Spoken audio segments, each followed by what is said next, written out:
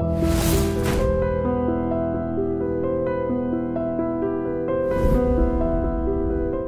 this is Ram Gopal Verma and congratulations to iDream for reaching 1 million subscribers.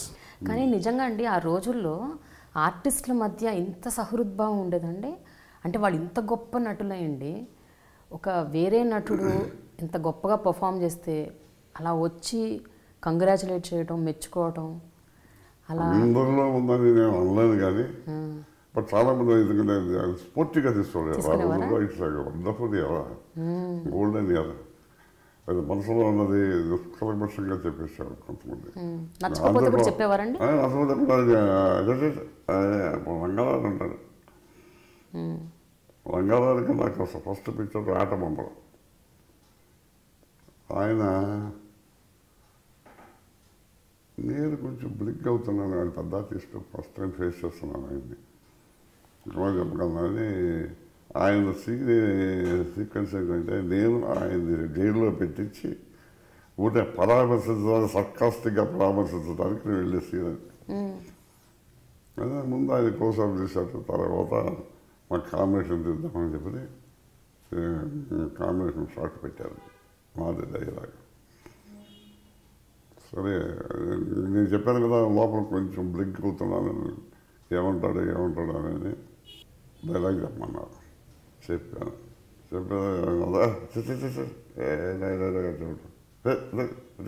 Dialogue చెప్తాను అని ఆయన copy తీసుకుని ఆయన చెప్పాను ఆ డైలాగ్ ఇలా చెప్పాను. అలాగే చెప్పాను. రైట్ ఇది నేను ఖాయం చేసుకున్నాను అన్నాడు. సరే సెకండ్ డైలాగ్ వచ్చింది. సెకండ్ డైలాగ్ చెప్తాను మళ్ళీ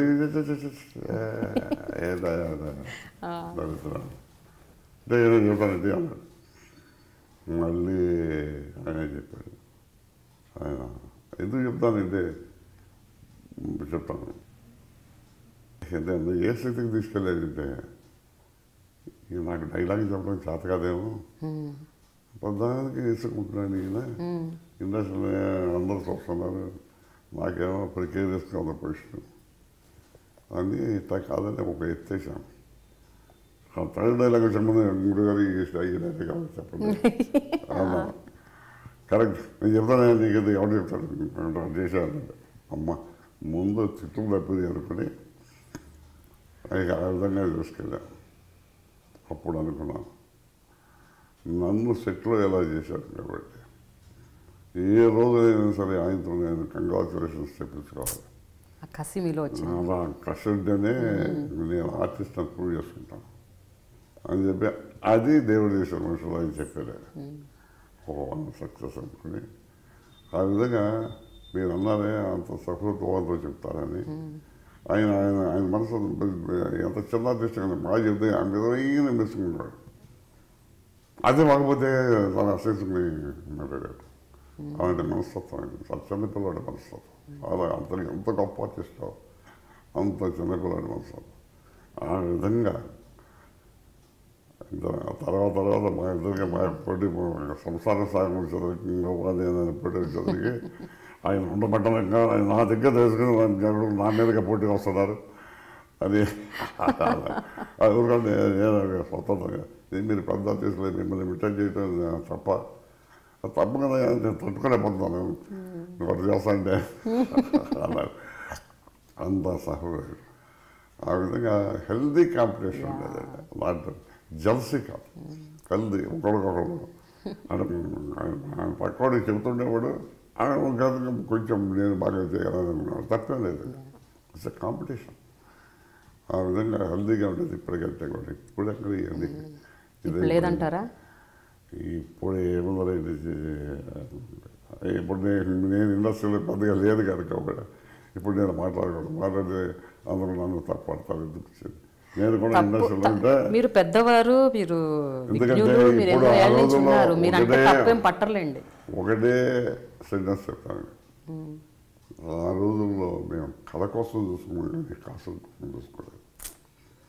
ఎంతసేపు ప్రజల హృదయాల్లో చిరస్థాయి స్థానం ఏర్పరచుకోవాలి, మన ఆర్టిస్ట్గా అంత పేరు ప్రఖ్యాతులు తెచ్చుకోవాలి. నేను తాపత్రయపడ్డాను. నేను ఈ రోజుల్లో నేను నాకు ఎవరి దగ్గర ఏదో టైం వచ్చింది నాకు డబ్బులు సంపాదిద్దామనే దృష్టిలో ఉన్నాను కదా. కానీ ఆ రోజు మేము అట్లా చూసుకోలేదు. డబ్బులుగా చూసుకుంటే మా బంగారు 2 ఫీల్డ్లో ఏదైనా టైం తెలుగు ఎంత సంపాదించి ఉండాలి. ఆయన డబ్బుల కోసం చూసుకోలేదు కదా. ఇప్పుడు పేరు పేరు పేరు అలాగే మరి మహానటుడు అనిపించుకోవాలి. అదే ఆయన కోవలోనే నేను అలా ట్రై చేశాను. పైపెచ్చు నాకు ఇంకో అడ్వాంటేజ్ అయిన తర్వాత నేను బిగినింగ్ డేస్ నెంబర్ పిక్చర్లు చూస్తుండేవాడిని. చూసిన అనుభవం ఉందే చాలా మనకి బాగా పట్టేస్తుంది. వాళ్ళు ఏ క్యారెక్టర్ ఎలా చేస్తున్నారు, ఎలా ఎక్స్ప్రెస్ ఇచ్చారు, ఎలా మాడ్యులేట్ చేశారు, నిర్మాణాన్ని వేసం వాక్యం ఎలా ఉండేది, అవన్నీ మనం నడుచుకొని ఇది చేసేవారు. సార్ మీరు ఇండస్ట్రీలోకి ఎంటర్ అయినప్పుడు మిమ్మల్ని చూసి అందరూ ఎన్టీ రామారావు లాగా ఉన్నారే, ఎన్టీఆర్ గారు లాగా ఉన్నారు, పోలికలు చాలా అలాగే ఉన్నాయి, అంటే మీ ఒడ్డు పొడుగు హైటు ముక్కు తీరు అంతా అసలు ఫీచర్స్ ఎగ్జాక్ట్గా అలాగే ఉన్నాయని మీకు ఎన్టీఆర్ గారికి డూప్గా కూడా చేశారటగా చాలా సినిమాల్లో, నిజమేనా? చేశాను, 3-4 పిక్చర్లు చేశాను. ఓకే. అది ఎలా వచ్చిందంటే ఫస్ట్ ముందు అది తీసుకొచ్చింది, ఆ టాక్ తీసుకొచ్చింది కేవీ రెడ్డి గారు. ఓకే. నాకు ఇండస్ట్రీలో ట్రై చేస్తున్నాను వేషాల కోసం. నేను వెళ్ళేదే నేను మాటగా నేనేమో నన్ను స్టేజ్ మీద చూసి గరికపాటి రాజారావు పుట్టిన తీశాడు. జబ్బులు నేను ప్రధానంగా తీసుకొచ్చాను ఫీల్డ్కి. ఆయన అడిగాడు నన్ను, ఏమండి స్టేజ్ మీద చూసుకున్నాను, ఇప్పుడు ఓవేషుడు అబ్బో రామారావు బ్రదర్ అట్టంగా అని ఓవేషుడు అది చూసి ఏమంటే మీరు ఏంటి మీ విషయం ఏంటి, మీరు ఏ ఊరు, మీరు ఏం చెప్తున్నారు, మీరు సినిమా ఫీల్డ్లో ఇంట్రెస్ట్ ఉన్నారు, మీరు ఇంట్రెస్ట్ ఉందని వస్తానంటే నేను ఇప్పుడే తీసుకెళ్ళి మిమ్మల్ని హీరో చేస్తాను. అంటే నాకు సినిమా ఫీల్డ్ ఇంట్రెస్ట్ లేదండి. నేను మా వంశంలో ఎంతవరకు డిగ్రీ సంపాదించలేదు. నేను డిగ్రీ ఫస్ట్ సంపాదించాలి, అది నా ఎయిమ్. దాని తర్వాత ఏదో వస్తానేమో అని చెప్పలేనండి. అది మా తల్లిదండ్రుల ఆనంద మీద ఆధారపడి ఉంటుంది అని చెప్పి నేను వెళ్ళాలి. తర్వాత బిఏ డిగ్రీ తీసుకున్నాను. డిగ్రీ తీసుకున్న తర్వాత మా పెదనాన్నంటే నాయకృష్ణరావు గారు, రామబ్రహ్మం గారు, మా పెదనాన్న బాగా స్నేహం. ఆల్మోస్ట్ మేము అక్కడ ఫ్యామిలీ ఫ్రెండ్స్ మేము వాళ్ళ ఫ్యామిలీ మా ఫ్యామిలీ. ఆయనకు ఒక ఇంట్రెస్ట్ నన్ను కూడా సినిమాలో చేర్పించాలి. ఆయన ఇంట్రెస్ట్ ఎప్పుడైనా ఆయన పోతుంటే నాకు ఇంట్రెస్ట్ కలిగేది. అప్పుడు సరే ఎవరు తీసుకెళ్దామని నేను మా కలప వ్యాపారం ఉంది, రాయమండ్రి హోల్సేల్ డిపో, గుడివాడేమో రీటైల్ డిపో. అక్కడ ఖాళీగా ఉంటే నన్ను పంపించారు రాయమండ్రి. నేను అక్కడే ఉండేవాడిని. 3 నెలలు అక్కడ ఉన్న తర్వాత ఒకసారి ఇంటికి వెళ్ళొద్దామని గుడివాడ వచ్చాను. నేను ఆ గుడివాడ వచ్చిన మరుసటి రోజుగా మెడ్రాస్ ఇచ్చే లెటర్ వచ్చింది. నా ఫ్రెండ్ వచ్చాడు కేఎల్ ధర అని. అప్పుడు ప్రసాద్ గారికి ఇప్పుడు అసిస్టెంట్ డైరెక్టర్ చేసేవాడు ఆయన. ప్రసాద్ గారు అందరూ కొత్త వాళ్ళతో పిక్చర్ తీస్తున్నాడు, మీరు వస్తే మీకు ఛాన్స్ దొరుకుతుంది, మీరు ఒక 4 రోజులు ఉండేటట్టు రండి అని చెప్పి లెటర్ రాశాడు. ఆ లెటర్ చూపించాను మా ఫాదర్కి. సార్ తీసుకెళ్ళి ట్రై చేయం, లేదంటే మన వ్యాపారం కట్టకుండా కదా అని ఆయన ఎంకరేజ్ చేశాడు అన్నమాట. అప్పుడు నేను బయలుదేరి మెడ్రాస్ వచ్చాను. ప్రసాద్ గారి దగ్గరికి వెళ్ళాను. వెళ్ళిన తర్వాత ఆయన టెస్ట్ చేశాడు. టెస్ట్ చేసి బాగుందండి, మీరు పరిగెస్తారండి ఇండస్ట్రీకి. అప్పుడు కూడా రామారావులాగా ఉండాలని ఆయనే అవ్వ. ఇంకొక 4 రోజులు టైం ఉంది మనకి బిగిన్ చేయడానికి. ఇక్కడ ఉంటే ఇక్కడ అడ్రస్, లేదు మీ ఊరు వెళ్తే మీ ఊరు అడ్రస్ నేను పిలిపిస్తాను అన్నారు. సరేనండి అని 2 అడ్రస్లు ఇచ్చి ఎట్టగా 4 రోజులు ఉందామని ప్రిపేర్ అయ్యాం కదా, నేను ఎలా ఉందామని. ఈ లోపుగా కొత్త ఆఫర్లు రావడం పోవడం ఇది జరుగుతున్నాయి. కానీ ఒకటి కూడా నిలబట్టలే నాకు. ఏవి అమ్మాడు కూడా నన్ను పిలిచి తీసుకెళ్ళి కైలాస్కి, అది పోయిన లాస్ట్ వచ్చింది. ఇట్లా అన్నీ వస్తున్నాయి పోతున్నాయి. నేను తెల్లారైతే నాకేం పని ఉండలేదు. రూమ్లో ఒక్కడే కూర్చొని 24 గంటలు కూర్చోవాలి. ఇలా ఉంటే నాకే బోరు కొట్టి ఇంట్లో ఏమనుకుంటారు, ఇంట్లో ఏంటి 24 గంటలు ఇంట్లోనే ఉంటున్నాను, అసలు ఏం చేస్తాను, ఏం కొట్టాడు అనుకుంటారని దీంతో అక్కడ వీనస్ స్టూడియోలో సౌండ్ ఇంజనీర్ సూర్యానంద్ గారని మా రిలేటివ్ ఉన్నాడు, ఆయన సౌండ్ ఇంజనీర్. ఆయన దగ్గరికి వెళ్ళి ఇట్లాగే రూమ్లోనే ఉండిపోవాల్సి వస్తుంది, నాకు కొంచెం ఏదో ఆఫీస్కి వెళ్ళి వస్తున్నట్టుగా టైం పాస్ అవ్వాలి. బిఎస్ బరారు మీకు బాగా తెలుసు కదా, ఆయన దగ్గర తీసుకెళ్ళి అప్రెంటిస్ డైరెక్టర్గా చేర్పిస్తుంది. నేను తర్వాత నేర్చుకుంటాను. నాకు ముందే జస్ట్ అట్లా ఆఫీస్కి వస్తుంది, ఒక మూమెంట్ ఉంటుంది నాకు. అంటే ఆయన అలాగే అని చెప్పి సుబ్బారావు గారు తీసుకెళ్ళాడు. సుబ్బారావు గారు చూసి ఆయన కుర్రాడు బాగున్నాడని ఎన్టీ రామారావు గారిని ఇంట్రడ్యూస్ చేసింది ఆయనే ఫస్ట్. చూసి అని మీరు నిలబడి నా హైట్ తీసుకున్నాడు, మీరు ఆర్టిస్ట్గా పనికి వస్తారండి, రామారావుని కూడా తీసుకొచ్చింది, కాబట్టి మీరు డెకరేషన్ ఇక్కడ వద్దు, నేనే ఇచ్చామని. అప్పుడు ఆయన చెంచలక్ష్మి ఫెన్సింగ్ స్ట్రక్చర్ ఉంది, అయితే నేనే ఇచ్చామని ముందు అయిపోయింది పంపించాను. నేను చెప్పానని చెప్పి కేవీ రెడ్డి గారి దగ్గరికి, చక్రమణి గారి దగ్గరికి వెళ్ళి పంపించారు బిఎస్ సుబ్బారావు అని చెప్పి. అక్కడ అడుగు వాళ్ళు ఇప్పుడు ఏదో తీయబోతున్నారండి పంపిస్తే నేను చక్రపాణి గారి దగ్గరికి వెళ్ళా, ఇట్లా సుబ్బారావు పంపించారండి. ఆయన చూసి అన్నీ అయిపోయి ఆయన పనికొస్తాను ఇండస్ట్రీకి, స్టిల్ సైజ్ వస్తాను. ఇప్పుడు చక్రపాణి మనం కేవీ రెడ్డి గారు పిక్చర్ తీస్తాను, ఆయన నేను కూడా చెప్పాను ఆయన డైరెక్టర్ కలుసుకున్నాను. కేవీ రెడ్డి గారి దగ్గరికి వెళ్ళాను, ఇలా పంపించారు. నేను చూశాను, నేను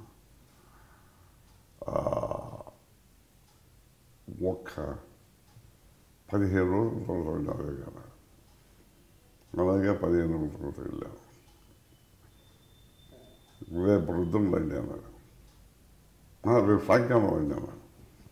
వెళ్ళాను. సంగీతం శ్రీనివాసరావు అప్పుడు అసిస్టెంట్ డైరెక్టర్, కేవీ గారు, పెంగళ నాగేంద్ర గారు, ప్రొడ్యూసర్ ఏమో పిఎస్ రెడ్డి గారు నిలబడి నాకు సీన్ అంతా ఎక్స్ప్లెయిన్ చేశాడు. ఈ క్యారెక్టర్స్ ఇది డైలాగ్, ఇంకా వచ్చి ఆ డైలాగ్ మా ఈ క్యారెక్టర్ కలిసి నువ్వు చేయాలి అన్నాడు హాసస్.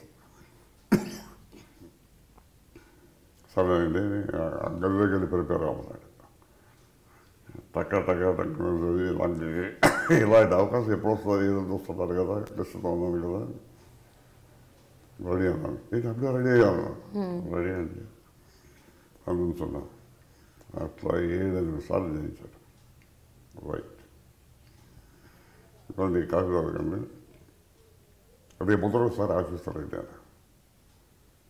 మేకప్ హరిబాబు గారి దగ్గర తీసుకెళ్ళారు, మేకప్ టెస్ట్ చేయించారు.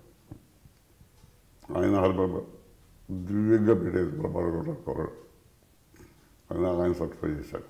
రేపు పొద్దున వస్తారు ఆయన, మళ్ళీ రేపు పొద్దున వాయిస్ టెస్ట్ ఆయన తెప్పటికాలు తెప్పించండి మాట్లాడాను. ఆయన అక్కడ కింద సౌండ్ స్టూడియో, జయంతి సౌండ్ స్టూడియో ఉన్నాను నేను, మీరు అక్కడ ఉన్నట్టు కానీ నేను సౌండ్ రూమ్లో వింటాను నేను అని.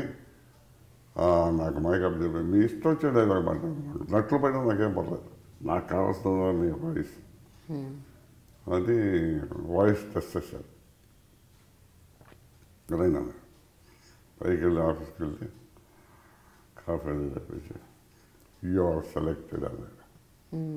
అప్పుడు ఒక ఆర్టిస్ట్ సెలెక్ట్ చేయడానికి అంత తీసుకున్నారు. ఇప్పుడు సామాన్యంగా వచ్చాడు పెట్టి ఇప్పుడు రామనాయుడు గారు అబ్బాయింటే ఒక క్వాలిఫికేషన్, నాగేశ్వరరావు అబ్బాయింటే ఒక క్వాలిఫికేషన్. ఇప్పుడు అప్పుడు అట్లా కాదు, అంత కీలుగా చూసేవారు. సరే నేను ఒక 4 రోజులు టైం ఉందండి మనకి, ఇక్కడ ఉండాలి. అదే సంక్రాంతి పడి ఇంటికి వెళ్ళి వస్తానండి అన్న, ఎందుకంటే తొందరగా వచ్చేది మళ్ళీ, అయితే మళ్ళీ మీకు వస్తుంటే కిలోమీటర్స్ వస్తుంది. వెళ్ళాను, వెళ్తే అక్కడ ఒక అతను ఒక ఎస్ట్రాజలో కనబడి ఏం చేయాలి నన్ను చూసి ఏంటి కనబడి ఏం చేస్తామంటే మనం సినిమా ఫీల్డ్ వెళ్ళాలి కేవీ రెడ్డి గారు టెస్ట్ చేశారు జనవరి షూటింగ్ పేరంటే ఇది దొరకదు అన్నాడు అది దొరకదు అన్నాడు ఇది నాకు టెస్ట్ చేశాడు అయ్యా నేను నా రోజులు టెస్ట్ చేశారు సెలెక్టెడ్ అన్నారు కానీ అది దొరకదు చూడండి మీరు అన్నాడు ఇది నాకు కంగారు వచ్చింది నాకు పోనీ అసలు నేను ఫీల్డ్ అప్ ఉంటానా అన్నాను మళ్ళీ ఏదో లెక్క ఉంటారు బ్రహ్మాండ మీద వస్తుంది మీకు జూన్లో పని జరుగుతుంది ఇలా జరుగుతున్నాను టైప్ అయినా చూద్దాం వెళ్ళేదని కేవీ రెడ్డి గారు చెప్పాడు ఇలా ఈరోజు వచ్చాను కదా ఏమనుకోవద్దు నేనే మళ్ళీ మీకు నేను పెద్ద వేషం ఇస్తాను ఇది కొన్ని పరిస్థితుల వల్ల ఆ నాగేశ్వరకి ఇవ్వాల్సి వచ్చింది ఈ లోపల అయ్యి చిన్న వేషం ఎక్కడ దొరికిన వేసాను మీకు కెమెరా సౌండ్ అలవాటు అవుతుంది సార్ మీరే ఇస్తాను మీకు ఆయన పంపిస్తే ఆయన ఏం చెప్పాడు ఆయన సమకాలికలందరికీ ఏది భరణి రామకృష్ణ గారికి భానుమతి గారు కలుగుతాడు పి పుల్లయ్య గారికి టీకల్ నారాయణ గారికి వీళ్ళందరికీ చెప్పాడు నేను కుర్రని టెస్ట్ చేస్తానయ్యా అద్భుతంగా ఉన్నాడు జస్ట్ లైక్ ఎన్టీ రామారావు లాగా ఉన్నాడు ఆ వాయిస్ కానీ ఆ చైటింగ్ కానీ ఈజీగా చేశాడు చాలా బాగున్నాడు కుర్రడు బ్యాడ్లకు నేను ఇంట్రడ్యూస్ చేయలేకపోయినా ఎవడో నా కుర్రను పెడితే బాగుండు అని మొట్టమొదట పాకిచ్చింది ఆయన రామారావు అంటారు అక్కడి నుంచి సరే డిఎల్ గారి దగ్గరికి వెళ్తే డిఎల్ గారు సిపాయి గుర్తుల్లో నన్ను హీరోగా అది ఎప్పుడు జరిగింది జూన్ 19న makeup test June 26 agreement July 2nd shooting పోయారు అని అన్నాడు జూన్లోనే దొరుకుతున్నాడు జూన్లోనే దొరికింది. Hi, this is Ram Gopal Verma and congratulations to iDream for reaching 1 million subscribers. Hi, this is Ritu Verma. Nenu Milasyani. Hello everybody, this is me Noel. 1 million subscribers reach అయిన శుభతరుణంలో నా శుభాకాంక్షలు తెలియజేస్తున్నాను. iDream 1 million subscribers ki reach ayindandi. Congrats to iDream Media on reaching 1 million subscribers. iDream Media on 1 million subscribers reach చేసినందుకు all the best and congratulations to you. Congrats iDream. Keep up the good work and continue to entertain.